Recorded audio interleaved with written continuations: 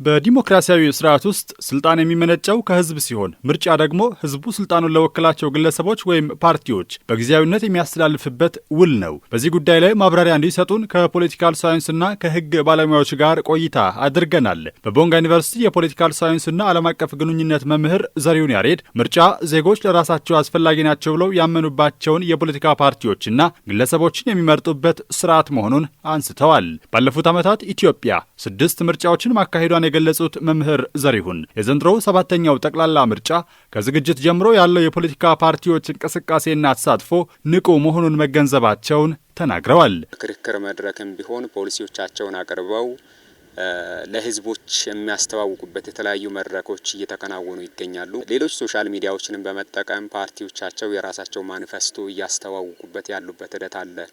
ከዛም አልፎ በምርጫ ቦርድ ድጋፍም በኩል የተለያዩ መግለጫዎች ለህዝቦች አንዳንድ ሁኔታዎች ግልጽ ሆነው እየተገለጹበት ባጭሩ ህዝቦች የተለያዩ መረጃዎችን እያገኙ ያሉበት ሂደትም አለ። ከዛ በተጨማሪ በበጀትም ቢሆን ድሮም አለ። አሁን ላይ ቢሆን ግን ተጨማሪ እንዲሁ ለሁሉ ፓርቲ ማለት ይቻላል እኩል የሆነ ተጠቃሚ እንዲሆኑ የተለያዩ በጀቶች ጸድቀው እነዚህ ሁኔታዎች እየተከናወኑ ያሉበትና አሁን ላይ ቅድመ እንቅስቃሴ በነይታ ጥሩ ሆኖ ካለፉትም የተሻለ ሆኖ ያየሁበት ሂደት ነው ያለው። የዲሞክራሲ ስርዓት መገለጫ በሆነው የምርጫ ሂደት ላይ የዜጎች ተሳትፎ ንቁ እንዲሆን ይጠበቃል ብለዋል። በዚህ ረገድ ያለማንም አስገዳጅነት ለመምረጥ እድሜው የደረሰ ዜጋ የመራጭነት ካርድ በመውሰድ የዜግነት መብቱን መጠቀም ይገባዋል ሲሉም መክረዋል። ሁሉም ለራሱ ይበጀኛል፣ ይጠቅመኛል የሚለውን ነገር ተጠቅሞ ዜጋ የተባለ ሁሉ እንዲሁ ለመራጭነት አስፈላጊ የሆኑ ጉዳዮች አሉ። አሁን ላይ ባለነው ሰዓትም ቢሆን ህገ መንግስት ራሱ አንቀጽ 38 በተገቢው የመምረጥና የመመረጥ መብታችን በሚገባ ያረጋገጠበት ሁኔታ ያለበት ስለሆነ ማንኛውም ኢትዮጵያዊ ለራሱ የሚያስፈልገውን እንግዲህ አስፈላጊ የሆኑ ፕሪኮንዲሽኖች አሉ። ከእድሜም ጀምሮ ሌሎች ሁኔታዎች አሉና ከዚህ ጀምሮ ምርጫ ካርድ በመውሰድ ለሀገሪቱ ጠቃሚ የሆነ ለወደፊት ለሀገራችን አስፈላጊ የሆነ ፓርቲ ይጠቅመናል፣ የተለያዩ ጥያቄዎች አሉ፣ እነዚህን ጥያቄዎች ይመልስልናል የሚሉትን ፓርቲ መምረጥ ቢችሉና ይህንን እድል እንደ ዜጋ መጠቀም፣ ምክንያቱም የዲሞክራሲያዊ መብት ነው። ስለዚህ እንደ ዜጋ ደግሞ ይህንን መብት መጠቀም ብችል እና ሁሉም ብሳተፍ የሚል መልእክት አለኝ። የምዝገባውና የምርጫው ሂደት ፍጹም ሰላማዊ፣ ፍትሐዊና ዲሞክራሲያዊ ሆኖ እንዲጠናቀቅ ባለድርሻ አካላት አስፈላጊውን ትብብር እንዲያደርጉም አሳስበዋል። ምርጫ ሲባል እንግዲህ የአንድ ሰው ወይም የተወሰኑ ጥቂቶች ሚና ተጫውተው የሚያከናውኑት አይደለም። እኔ አንድ እንደ ግለሰብ ከኔ ይጀምራል፣ ሌሎችም ግሩፕም ሌሎች ሁሉም ዜጋና የኢትዮጵያ ዜጋን ብቻም ሳይሆን ሌሎች እንደ ታዛቢም በብዙ ሚና መጫወት የሚችሉ አሉና ፍትሐዊ እንዲሆን የተለያዩ ከሰላምም አንጻር ከብዙም አንጻር ሰላማዊ ሆኖ እንዲጠናቀቅ ሁሉም የግል ሚናውን መጫወት ይችላል።